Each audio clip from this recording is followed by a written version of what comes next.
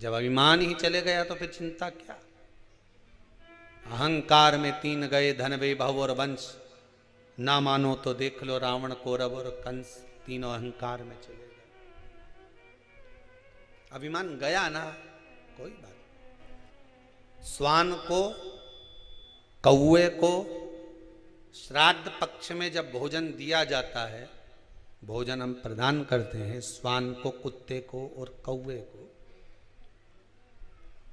व्यक्ति के जीवन से 2 चीजें इनको भोजन देते समय चली जाती। पहला, व्यक्ति का अहम, क्या चले जाता है? अहम, अहंकार। दूसरा, बुद्धि में किसी दूसरे के प्रति अगर गलत विचार आ रहा तो वो विचार समाप्त हो जाता। श्रेष्ठ विचार। पहले हमारे हिंदू धर्म में एक नियम था पक्षियों को दाना देने का, था कि नहीं था? कि पक्षियों को लोग दाना देते। दाना देने का कारण बड़ी प्रसन्नता होती है। जब आप लोग कई पक्षियों को दाना देने जाओगे, ऐसे पटकोगे, पक्षी उड़ के आएंगे, खाएंगे, उड़ के जाएंगे, आप थोड़ा सा आगे बढ़ेंगे, फिर उड़ेंगे, बड़ी प्रसन्नता होती है। कारण क्या है? पक्षियों को दाने का हमारे हिंदू धर्म में प्रमाण क्यों कहा गया? उसका केवल एक कारण है कि हमारे भीतर जो किसी के प्रति बैर भाव होता है, हमारे भीतर किसी के प्रति कपट भाव होता है, पक्षी को दाना देते समय वो कपट, वो बैर भाव समाप्त हो जाता। पक्षी को दाना देते। एक किसी व्यक्ति का फोन आया था, क्या गुरुदेव ये बताओ, ये जो 24,000 श्लोक से आहुतियां छूट रही हैं, अग्नि में सांकल्य दी जा रही है, क्या इससे पितरों को मोक्ष मिल जाएगा? गरुड़ पुराण में कहा गया, जब पितरों को बहुत भोजन मिलने लगा श्राद्ध पक्ष में, तो उनको अजीर्ण होने लगा, वॉमिटिंग करने लगे, पितर रोने लगे कि हमको इतना भोजन मिल रहा है, हम इतना खा रहे, पच नहीं रहा, क्या करें?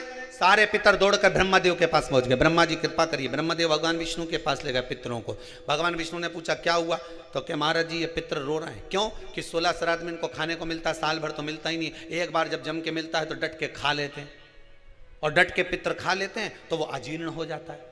क्या करें? सब लेकर भगवान शंकर जी के पास गए। भोलेनाथ जी से पूछा प्रभु क्या करें? शंकर जी ने उसी समय पर अग्निदेव को बुलाया। अग्निदेवता जरा इधर आओ। अग्निदेव बोले बोलो प्रभु क्या बात है? शंकर भगवान ने कहा सुनो अग्निदेव, जितनी देर तक 16 दिन श्राद्ध के पितृ मृत्यु लोक में रहेंगे, अपने अपने घर में जाकर भोजन करेंगे, तब तक 16 दिन तक अग्नि देवता इन पितरों के साथ रहेंगे। इसलिए हिंदू धर्म में रीति है कि श्राद्ध पक्ष में कंडा जलाकर, गोबरी जलाकर, उसको जलाने के बाद उस पर घी, शक्कर, धूप छोड़ो। क्यों? क्योंकि तुम्हारी धूप छोड़ने से, तुम्हारी सांकल्य छोड़ने से, अग्नि में एक ग्रास देने से, अग्नि में एक भाग प्रदान करने से, जरा सी सांकल्य देने से तुम्हारे पितृ खुश हो जाते हैं। क्यों? क्योंकि पितृ जब भोजन करते हैं और अग्नि की धूप साथ में दी जाती है तो अजीर्ण नहीं होता। तो पितृ आशीर्वाद देते हैं कि तुमने हमारे लिए अग्नि में सांकल्य दी है, जाओ तुम्हारा कल्याण हो, तुम्हारे भंडार भरे। ये अग्नि देवता की साक्षी में पितृ आशीर्वाद देते हैं। पितृ आशीर्वाद देते हैं। अग्नि की साक्षी होना चाहिए पितरों के लिए। शादी में किसकी साक्षी होती है? जम के बोलो, अग्नि की।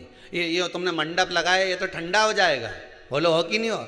मोर छटाएगी तो मोर ठंडा हो जाएगा, बोलो हो कि नहीं हो?